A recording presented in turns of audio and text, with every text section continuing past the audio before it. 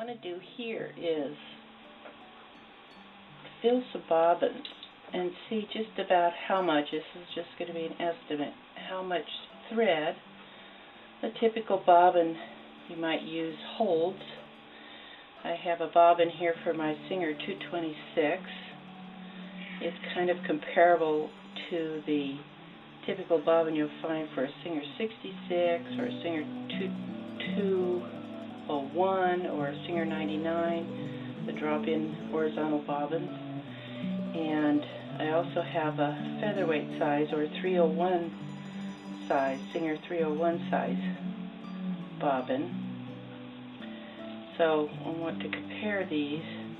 What I want to see is what kind of an advantage you gain with the two-spools and their full spool of thread. This particular can for my Eldridge two-spool has 125 yards of thread on it. So this would be 125 yards. I have a brand new little spool of thread here. It's a size 50 that holds 35 yards. So it's going to give us just kind of a guesstimate on what these others hold compared to 125 yards of thread.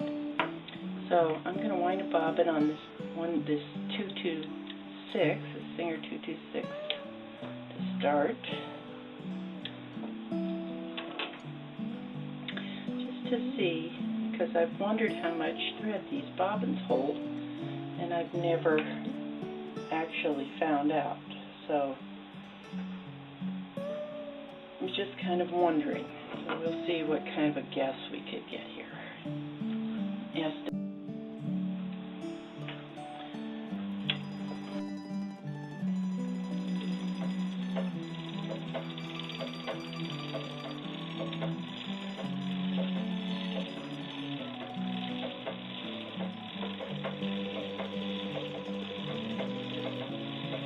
Pretty good sized bobbin on these machines. This is has a vertical bobbin case down below. Holds quite a bit. I'm about to run out of my 35 yards.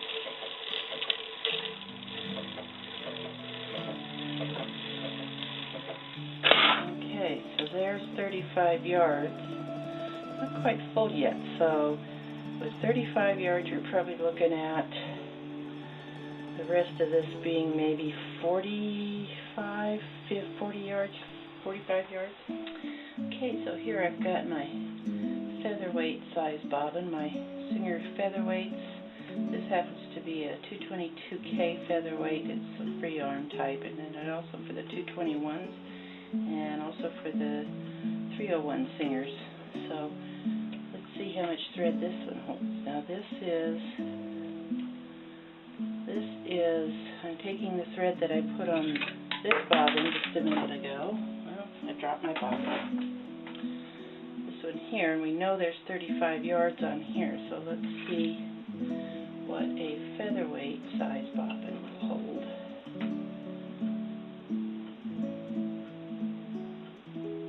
Load this one.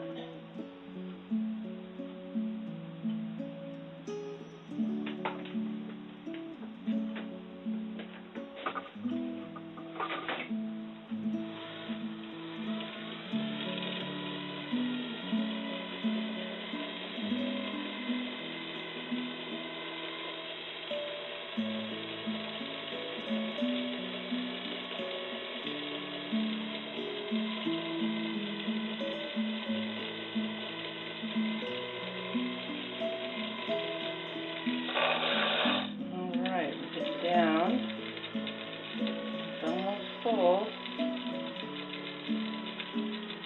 It's getting pretty full. So I'm right at the end. Looks like a featherweight bobbin is going to hold about 35 yards. That's pretty full right there. So there's your featherweight. 35 yards.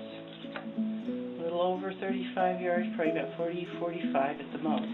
Okay, now we're going to take this 35 yards of thread We put on this one's the Featherweight bobbin, the 301 bobbin, and we're going to put it on a long bobbin and see how much a long bobbin will hold, just to compare. I'm going to put my bobbin in here.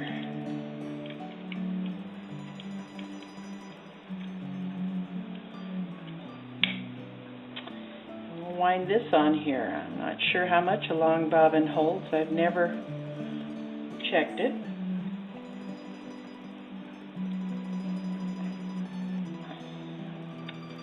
Okay.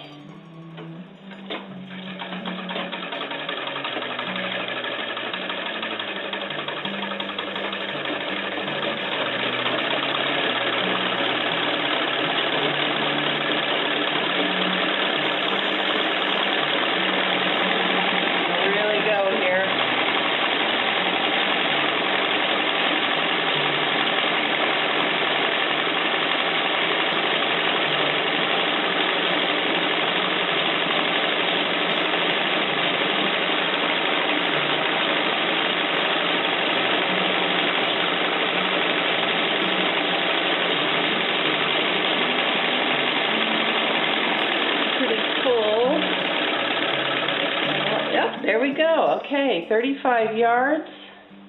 And I would say that baby's full. In fact, she might be a little too full. You want to make sure. Okay, well, she can move freely in this bobbin case. So as long as it can move freely in the bobbin case, you're okay. But that is a full long bobbin of thread, and that's 35 yards. So these would hold about 35 yards. This is a Singer. So it's a Singer size long bobbin. Okay, so let's fill a spool full of thread here. Basically all you do is you take your empty spool, slide it on that pin there. It's kind of a friction pin. And I'm going to spin a little, see if it's flopping around, if it's doing okay. It'll be okay. The smoother you can get it, the better. That's a little better. And I'm going to bring my thread in, and however you want to get it started. I know it's going that direction, so I'm going to go around like this and a few times just to get a snug start. And I'm going to hold this with my hand. Remember, I've got it running across the top. And let this get started here. Okay, and I'm just going to try to fill this spool. The further I hold my hand away from the thread, the more it'll do it automatically. Try to fill it as evenly as possible. You get more thread on there, and you just kind of guide it back and forth with your hand a little bit. I'm going to speed her up here. And you just go along and fill her up.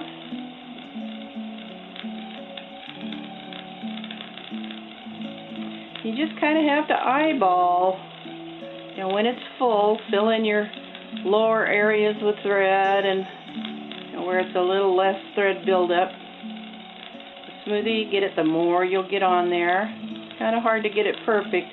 Not machines. We can't do like they do in the thread factories where it's exactly perfect. So when you start getting close to being full, take your time and get it evened out as much as you can.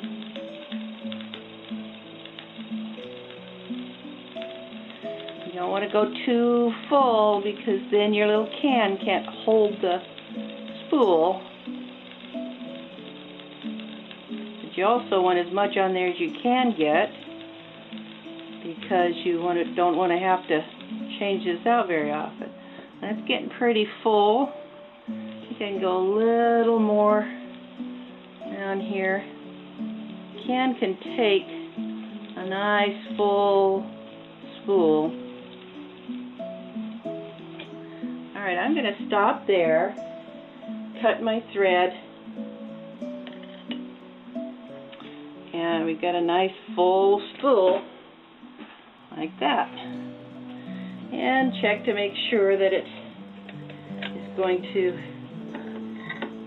go in your can okay. Now this is the older style can. This is my oldest machine. So it has the older style can with the flanges there and the larger, wider flange cutout. So we'll go ahead and put this down in there, and it fits very well. You notice it's a little loose, and that's the way you want it. You want it to move freely in there. You don't want to fill it so much that it can't move freely. And then thread your can up. Put that down in that finger. There we go. And we're all set to go. And it doesn't take very long to fill one of those spools, but now I've got a lot of thread on there compared to a regular standard old bobbin.